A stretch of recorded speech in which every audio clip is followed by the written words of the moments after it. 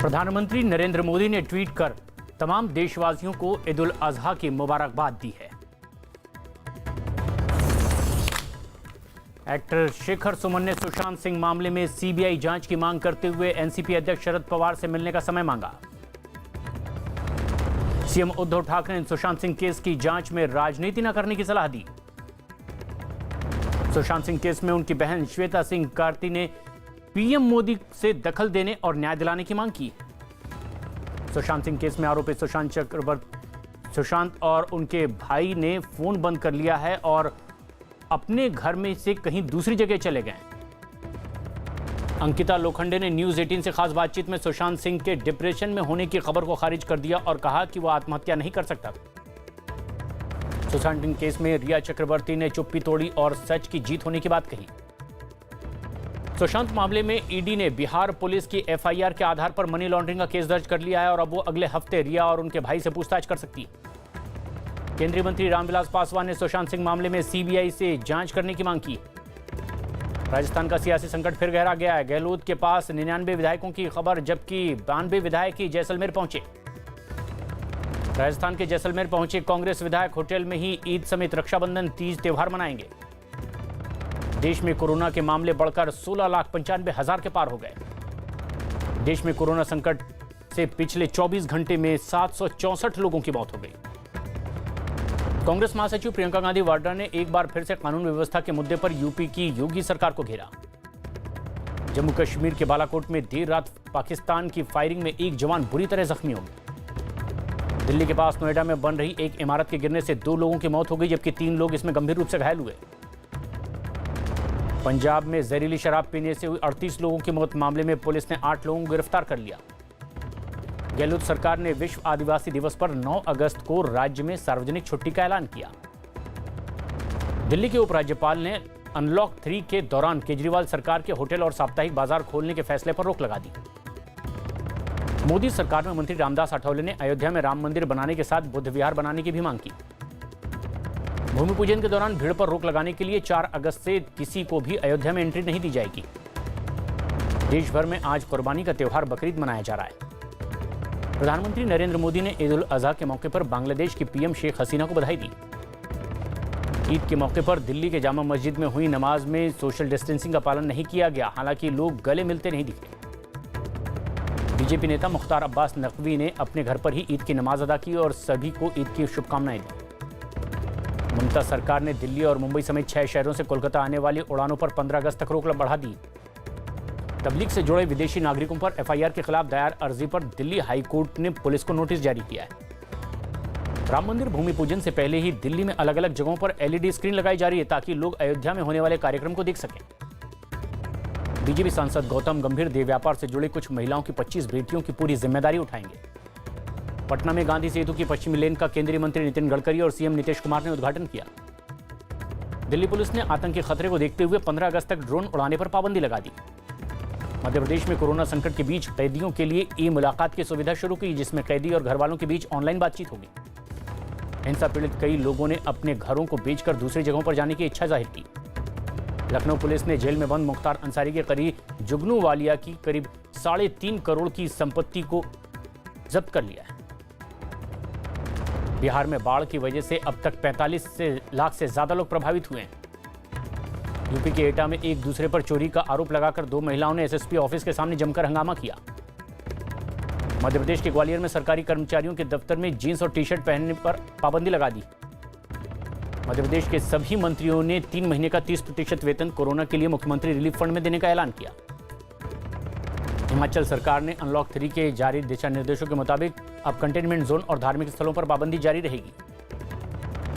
गुजरात के मोरबी में युवक कांग्रेस के जिला अध्यक्ष देवेंद्र जाडेजा के घर पर पुलिस ने छापा मारकर उनके पिता समेत 6 लोगों को जुआ खेलने के आरोप में गिरफ्तार किया।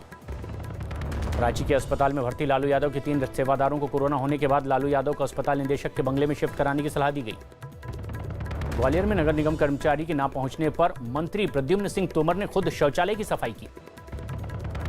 उत्तराखंड के टिहरी में जमीन खिसकने से एक मकान का मलबा गिर गया, जिसमें दबे 3 बच्चों की मौत हो गई। खबर है कि सेना और जवानों पर बनी फिल्म या वेब सीरीज बनाने के लिए अब रक्षा मंत्रालय की अनुमति लेनी जरूरी है। महाराष्ट्र के कई जिलों में किसानों ने दूध की कीमत बढ़ाए जाने की मांग करते हुए कई लीटर दूध सड़क पर फेंक दिया।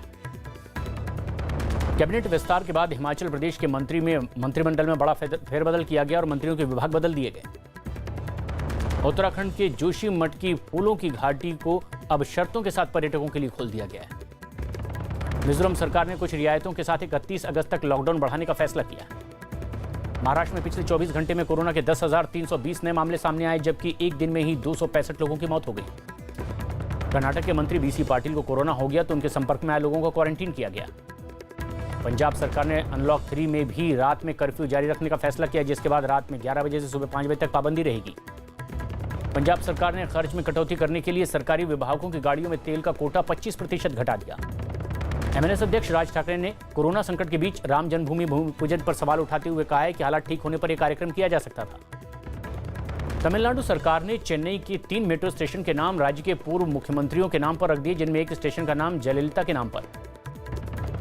आंध्र प्रदेश के प्रकाशम जिले में शराब न मिलने पर सैनिटाइजर पीने से 9 लोगों की मौत हो गई। गुजरात हाई कोर्ट में कोरोना संकट के बीच स्कूल फीस लेने पर फिलहाल सरकार को रोक लगाने को कहा। गुजरात के सूरत में रिलायंस फाउंडेशन की ओर से कोरोना केयर आइसोलेशन सेंटर की शुरुआत की गई। सिक्किम सरकार ने लॉकडाउन सोमवार तक बढ़ाने का फैसला किया। हैदराबाद में एक आदमी ने लॉकडाउन के दौरान 6.5 लाख रुपए से ज्यादा का बिजली बिल आने का दावा किया। राष्ट्रपति ट्रंप ने चीनी ऐप टिकटॉक पर प्रतिबंध लगाने के संकेत दिए हैं। अमेरिका के अलास्का में एक छोटे विमान के दुर्घटनाग्रस्त होने की वजह से 7 लोगों की मौत हो गई। डोनाल्ड ट्रंप ने रूस पर एक और धोखा देने का आरोप लगाते हुए कहा है कि रूस अफगानिस्तान में अमेरिकी सैनिकों को मारने के लिए तालिबान लड़ाकों को इनाम दे रहा है।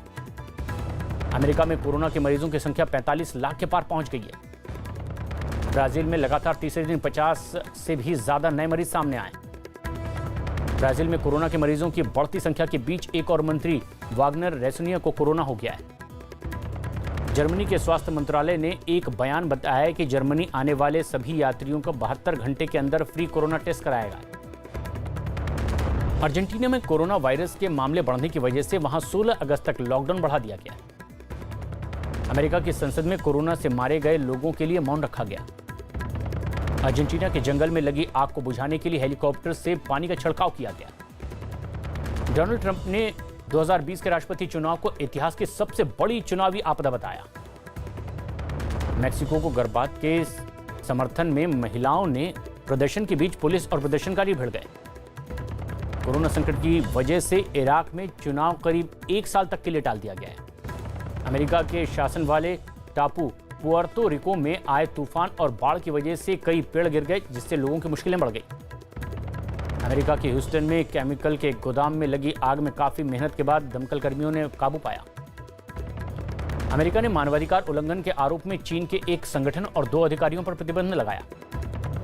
इस्लामाबाद हाई कोर्ट ने 3 अगस्त से कुलभूषण जाधव के मामले में सुनवाई करने की बात कही। लंदन में मार्च के बाद मैडम तुसाद म्यूजियम आज से फिर खोल दिया गया है।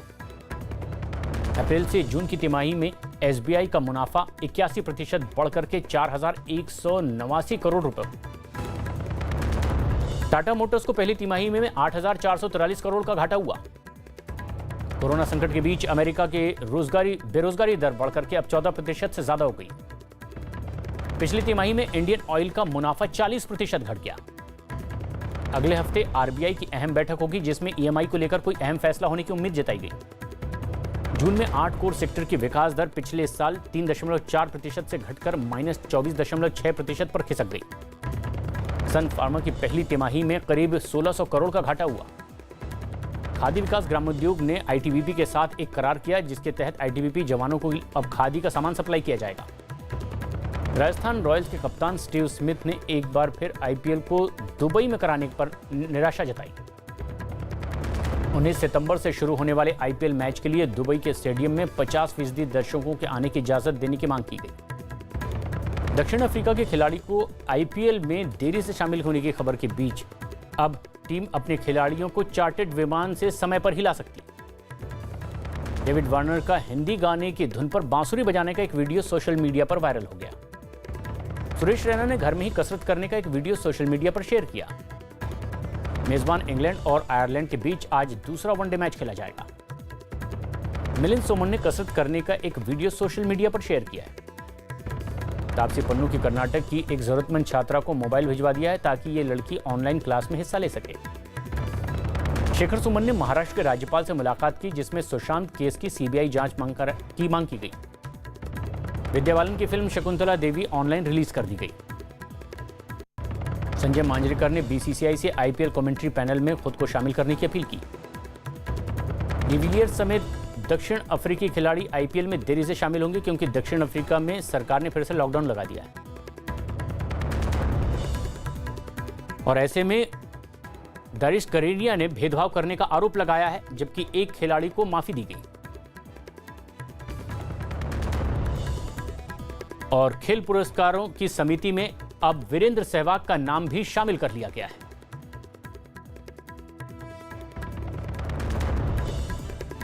3 अगस्त से कुलभूषण केस की सुनवाई फिर एक बार पाकिस्तान में शुरू होगी।